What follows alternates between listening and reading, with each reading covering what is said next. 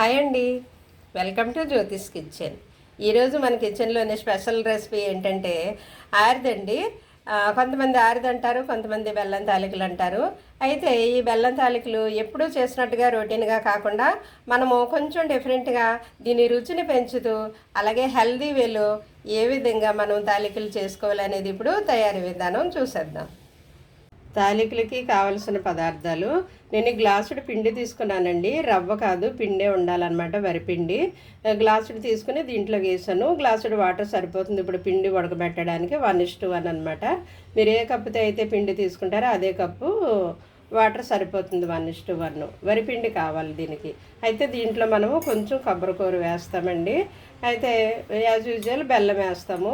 కాకపోతే మనం ఇందులో కొంచెం హెల్దీగా పెసరపప్పు వేస్తున్నామండి. పెసరపప్పు చిన్న కప్పుడు తీసుకుని నేను నానబెట్టి ఉంచాను ఒక అరగంట. ఈ పెసరపప్పుని మనము వేరేగా బాయిల్ చేయాలి, అలాగే పిండిని ఇప్పుడు ఉడకబెట్టాలి. అది చేద్దాం ఇప్పుడు స్టవ్ ఆన్ చేసి ఒక చిన్న కడాయి పెట్టుకుని మనం తీసుకున్న ఈ గ్లాసుడు వాటర్ వేయాలి. 1:1 అనమాట. ఒక గ్లాసుడి పిండికి గ్లాసుడు వాటరు. ఈ వాటర్ బాయిల్ అవ్వనిద్దాము. ఈ లోపల దీంట్లో చిటికెడు సాల్ట్ వేయాలండి, ఎక్కువ వద్దు, చిటికెడే అనమాట. ఇదిగో చిటికెడు సాల్ట్ వేస్తే ఆ టేస్ట్ వేరేగా బాగుంటుంది అనమాట బెల్లంలోను. వాటర్ బాయిల్ అవనిద్దాం. వాటర్ బాయిల్ అవుతుంది చూసారా. వాటర్ బాయిల్ అయ్యేటప్పుడు మనం సిమ్ చేయాలండి, మంట సిమ్ పెట్టేసి పిండి వేస్తూ కలపాలన్నమాట.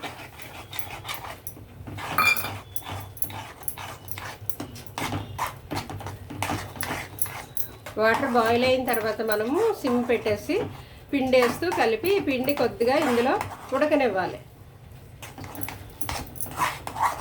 ఇలా దగ్గరికి అయిపోతుంది.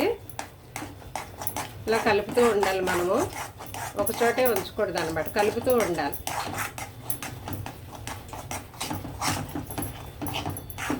చూసారా, ఈ విధంగా పొడి పొడిగా దగ్గరికి అయిపోతుంది ముద్దగాను. ఈ టైంలో మనం స్టవ్ ఆపేయాలి. స్టవ్ ఆపేసి దీన్ని చల్లారనివ్వాలి. చల్లారిన తర్వాత మనము తాలికలు చేయాలన్నమాట. ఇప్పుడు స్టవ్ ఆపేస్తున్నానండి. ఇప్పుడు చల్లారనిద్దాము. చల్లారిన తర్వాత తాలికలు చేద్దాం. మనం ఉడకబెట్టుకున్న పిండి ఏదైతే ఉందో ఇది పల్లెంలోకి వేస్తే చల్లగా అవుతుందండి. పల్లెంలోకి వేసి త్వరగా చల్లారబడుతుంది. ఈ విధంగా పల్లెంలోకి వేసుకున్న తర్వాత మనము తాలికలు చేసుకోవచ్చు. పల్లెంలో అయితే వెడల్పుగా ఉండి త్వరగా చల్లగా అవుతుంది అనమాట. అయితే మనము ఇది పిండి ఉడకబెట్టేటప్పుడే కొంచెం పొడిపిండి కూడా ఉంచుకోవాలండి. పొడిపిండి ఉంచుకోవాలన్నమాట. ఇదంతా దీన్ని ఒక ముద్దలాగా చేసేసుకొని ఇలా పక్కన పెట్టుకుని కొద్దిగా పొడిపిండి వేసుకుంటూ చిన్న చిన్న ఉండలు తీసుకొని దీంట్లో మనము ఇలా చేయాలన్నమాట, తాలికల్లాగా.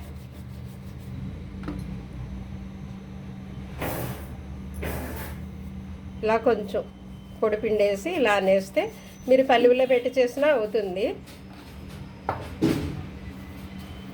పల్లెల్లో పెట్టేసి ఇలాగ మనం చేత్తో నలిపేస్తే అవుతుంది.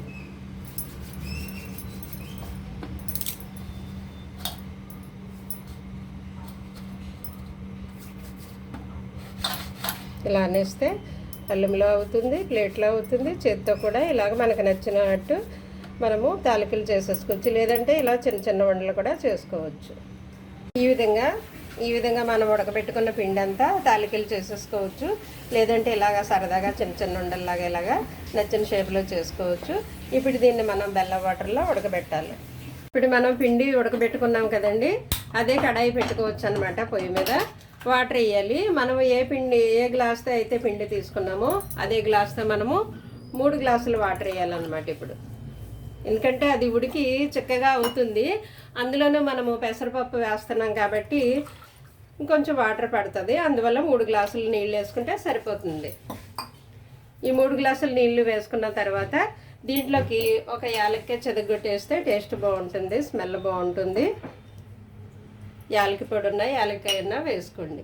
అలాగే మనం తురుముకున్న ఈ బెల్లం పొడిని కూడా ఇందులో వేసేయాలి. ఈ లోపల మనము పక్కనే పెసరపప్పు వేరేగా ఉడకబెట్టుకోవాలన్నమాట. కొంచెం వాటరు బాయిల్ అవ్వనిద్దామండి. వాటర్ బాయిల్ అయ్యాక తాలికలు ఇందులోకి వేద్దాము.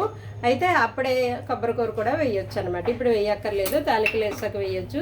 అయితే నేను పైన గార్నిష్ కోసం కొంచెం పొడవుగా కొబ్బరి ముక్కలు కట్ చేసుకున్నాను. ఇవి కొద్దిగా నేను నేతిలో ఫ్రై చేసుకుంటాను. పక్కనే వాటర్ అయితే బాయిల్ అవనిద్దాం.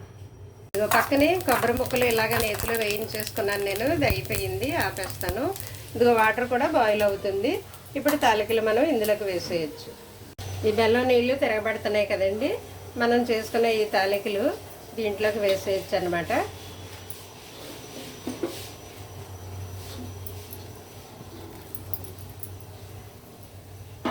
వేసిన తర్వాత ఒకసారి మనం ఉడకనిద్దాం. కొంచెం హైలో పెట్టి ఇవి ఉడకనివ్వండి. అయితే ఇవి ఉడికేటప్పుడే మనము పెసరపప్పు ఇలా బద్దలాగా ఉడకబెట్టుకోవాలండి. మరీ స్మాష్ అయిపోకూడదు. చూసారా, ఇలా బద్దలా ఉండాలి, కానీ ఇలాగా చిదిమితే మెత్తగా అవ్వాలి, ఉడకాలన్నమాట.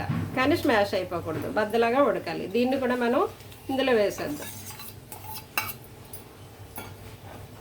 ఎందుకంటే ఉట్టి వరిపిండితో చేస్తే కార్బోహైడ్రేట్సే కదండి. మనం ఇలాగా పెసరపప్పు వేస్తే మనకి ప్రోటీన్ వస్తుంది, టేస్ట్ కూడా బాగుంటుంది. మరింత టేస్ట్ పెరుగుతుంది అనమాట. మనము పెసరపప్పు వేసి దీని టేస్ట్ని పెంచుతున్నాం. సో టేస్ట్ బాగుంటుంది పెసరపప్పు. లేదంటే మీరు శనగపప్పు కూడా వేసుకోవచ్చండి. సేమ్ ఇలాగే శనగపప్పు కూడా, పచ్చి శనగపప్పు నానబెట్టి ఉడకబెట్టేసి అది కూడా ఇలా బద్దల్లా ఉండేటట్టు స్మాష్ అయిపోకుండా కొంచెం ఇలా వేస్తే ప్రోటీన్ వస్తుంది, టేస్ట్ బాగుంటుంది. ఇదిగోండి కొబ్బరికూర కూడా వేస్తాను, పెసరపప్పు వేస్తాను, మన తాలికలు వేస్తాను. ఇవి కొంచెం ఉడకనివ్వాలి. నీళ్ళు కొంచెం చిక్కబడతాయి అన్నమాట. ఇవంతా ఉడికిన తర్వాత దగ్గరికి వచ్చి చిక్కబడుతుంది. ఒక 10 నిమిషాలు అలా ఉడకనివ్వాలండి. ఉడకనిద్దాం. ఇప్పుడైతే ఒక 10 నిమిషాలు ఉడికిందండి. ఇదిగో చూసారా, ఈ విధంగా దగ్గరికి అయిపోయింది అనమాట, చిక్కబడింది. 10 నిమిషాలు ఉడకడంలో ఇదంతా చిక్కబడింది. ఈ టైంలో మనము ఆపేయచ్చు అనమాట. ఆపేసి మనము డిష్ అవుట్ చేసుకోవచ్చు. స్టవ్ ఆపేస్తున్నానండి. మనము ప్లేట్లోకి పెట్టుకుందాం.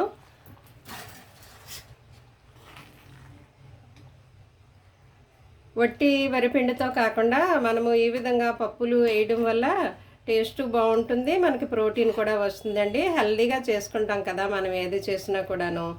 ఓన్లీ ఏదో తిన్నాము అన్న పేరుకి కాకుండా దాంట్లో కూడా మనం హెల్దీ వేలో చేసుకుంటాం కాబట్టి ఈ విధంగా కొబ్బరిలోనేమో గుడ్ ప్రోటీన్ ఉంటుంది, అలాగే మంచి ఫైబర్ ఉంటుంది, గుడ్ ఫ్యాట్ ఉంటుంది కొబ్బరిలోను. అలాగే పెసరపప్పులో కూడా ప్రోటీన్ ఉంటుంది. ఈ రైస్లో కార్బోహైడ్రేట్స్ ఉంటాయి, బెల్లంలో ఐరన్ ఉంటుంది. నేను వేసిన ఈ స్వీట్ అయితే నార్మల్గా అందరికీ సరిపోతుందండి. మీరు ఇంకొంచెం స్వీట్ తింటాము అనుకునే వాళ్ళు ఇంకొంచెం స్వీట్ పెంచుకోవచ్చు అనమాట. ఈ విధంగా మనం ప్లేట్లలోకి పెట్టేసుకున్న తర్వాత పైన కొబ్బరి ముక్కలు ఇలాగా గార్నిష్ చేసుకుంటే బాగుంటుంది కదండి. ఇవి తినడానికి కూడా బాగుంటాయి, చూడడానికి కూడా గార్నిష్గా బాగుంటుంది. కావాలంటే మీరు ఇంకా దీంట్లో కూడా జీడిపప్పు వేసుకోవచ్చు.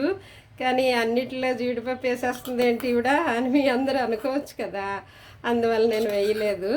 కావాలంటే వేసుకోవచ్చు, ఎందుకంటే స్వీట్ ఐటెంలో జీడిపప్పు ఉంటే బాగుంటుంది, తినడానికి టేస్ట్ బాగుంటుంది కదా కమ్మగా. సో ఈ విధంగా మనకి నచ్చినట్టుగా మనం చేసేసుకోవచ్చు అనమాట. ఏ స్వీట్ అయినా జీడిపప్పు, కిస్మిస్లు, కొబ్బరి అందులో ఉంటే బాగుంటుంది, టేస్ట్ బాగుంటుంది కదండి. మరి ఓన్లీ టేస్ట్ కోసమే కాకుండా హెల్త్ వైజ్ కూడా మనం ఆలోచించి ఇందులో పప్పు వేసాం కాబట్టి సో హెల్దీ, సూపర్ హెల్దీ, అలాగే టేస్ట్ కూడా యమ్మీగా చాలా బాగుంటుంది. ట్రై చేయండి మీరు కూడా. మరి మీకు ఎలా వచ్చిందో నాకు కామెంట్ చేయండి. కామెంట్ చేయట్లేదు.